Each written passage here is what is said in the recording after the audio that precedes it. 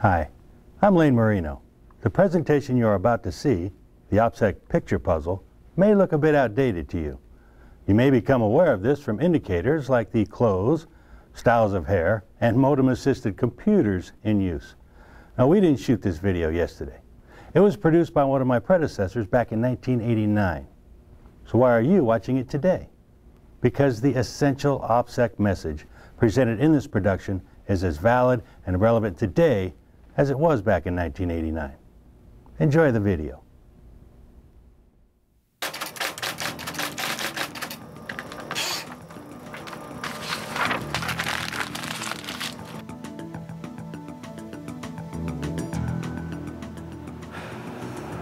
Now look, I'm sorry. The guy got sick and my boss says I gotta go. No, they're not gonna hold up a shot just so I can take you to see Barry Manilow, all right? No, I'm sorry, I gotta be ready to work at 5:30, okay? Okay, fine.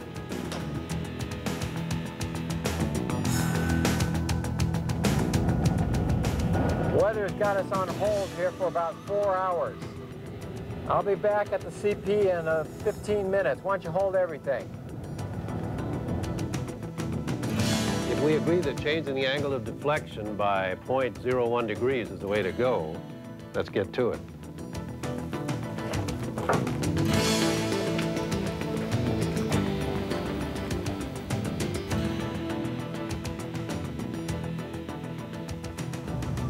So, when I heard they were looking for another electrical engineer, naturally I thought of you, Joe.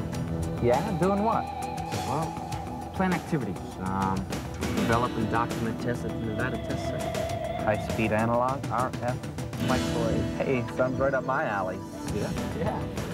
Come on, Dad, you promise. Okay. Come on, let's go show these guys how to play ball, huh? During the course of a day, each of these people has been responsible for a breach in operation security without realizing it. No matter how insignificant they may seem, pieces of information like these are indicators of our capabilities and our plans, and as such, provide vital clues about sensitive programs. The fact is that there are adversaries at work in our community. They could be from competing companies, anti-nuclear opposition groups, or foreign governments. In any case, attempts are made every day to fit pieces of information together to form a total picture of sensitive activities. As DOE employees and contractors, we are entrusted with privileged information about programs, exercises, facilities, and capabilities. We must learn to recognize what information is sensitive and what activities may provide indicators of our capabilities, and guard that we don't become a piece in the adversary's picture puzzle.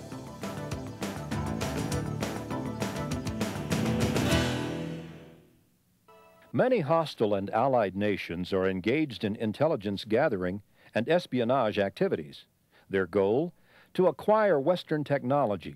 In many cases, clandestine methods have been used to gain this knowledge. We have been greatly damaged by the incidents involving Christopher Boyce, William Bell, the Walker family, and Aldrich Ames. In each of these cases, our national secrets were sold by individuals having access to sensitive information. Spy tactics such as these account for some compromises of information, but much of this information has also been acquired through open sources, unintentional giveaways of information. By themselves, these pieces of information are not classified, but when fit together with other pieces, they form a descriptive picture of our capabilities. As the 21st century approaches, warfare shows every sign of becoming informational rather than merely military. We have already experienced an explosive growth in information sharing through email, electronic documents, local networks, as well as the Internet. The amount of information available on the Internet is staggering. Over 56,000 networks exist in 86 countries. Annual growth in the number of networks is estimated at 168% worldwide. Because with this growth in information sharing, there is a growing vulnerability of our information to interception. Attackers now range from individuals to well-financed organizations with specific targets.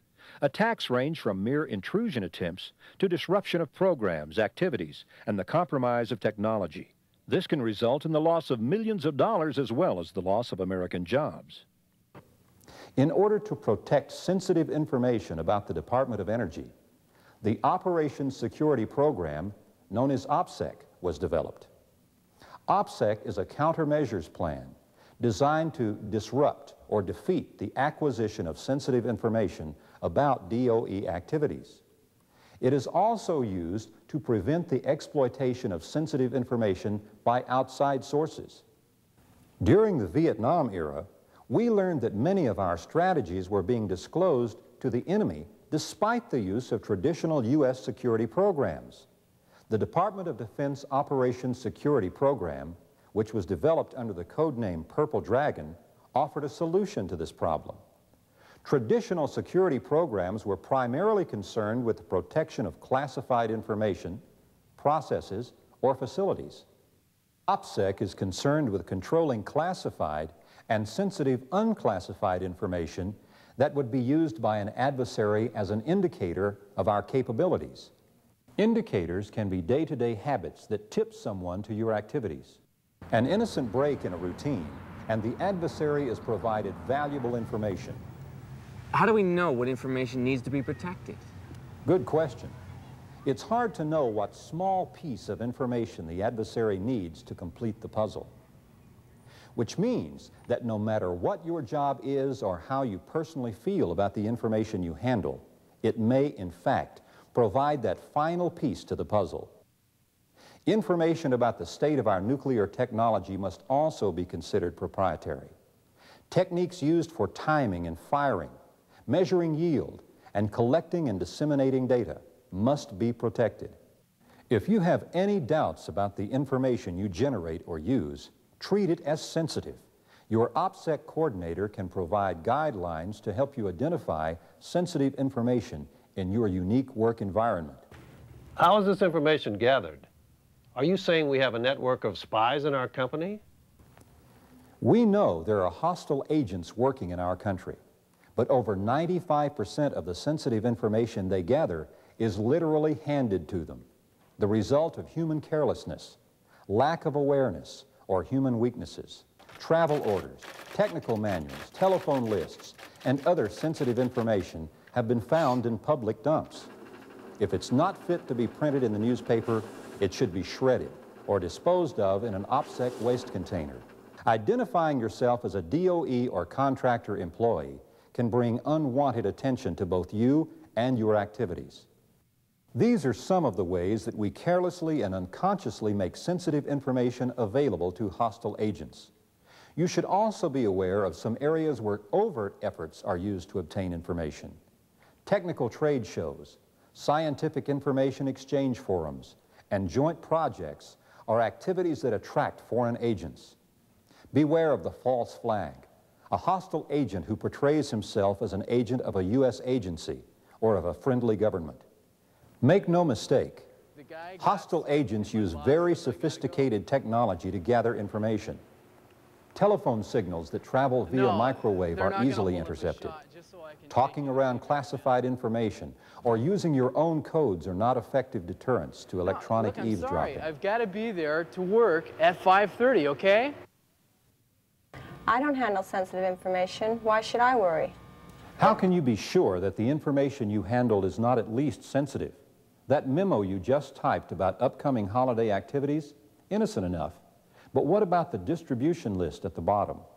It identifies all the key management people at the Nevada test site.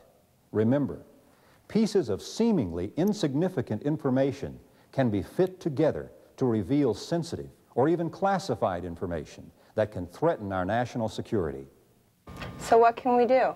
Be aware that there are foreign agents, terrorist groups, criminal elements, and anti-nuclear supporters who are actively gathering information to disrupt critical DOE work. Be aware that they have the high technology necessary to intercept and interpret communications as well as the guile to take advantage of human vulnerabilities. Operation security is everyone's responsibility. The information you protect might be the most important piece in the OPSEC picture puzzle. The convergence of today's global economy, our remarkable entry into the information age, and the myriad of ever-changing threats facing us each and every day requires increased efforts on all of our parts to ensure that our adversaries don't get their hands on information that would allow them to achieve their objectives or undermine ours.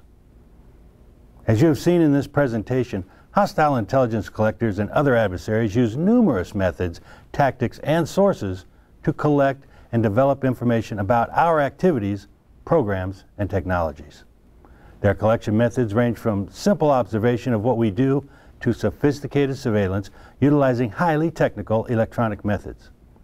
Information sources may include telephone conversations, radio communications, fax transmissions, cell phones, or even pager messages. But before we go blaming telecommunications devices for all our security woes, let's not forget who's operating these devices. Your challenge each and every day is to identify and protect the pieces of the puzzle that are adding up to the complete picture. Remember, OPSEC is everyone's concern and everyone's responsibility. Should you ever have any questions about OPSEC, please don't hesitate to call me or any of the other OPSEC professionals in the OPSEC program office. I thank each of you for your contribution to our mission and to the protection of that mission.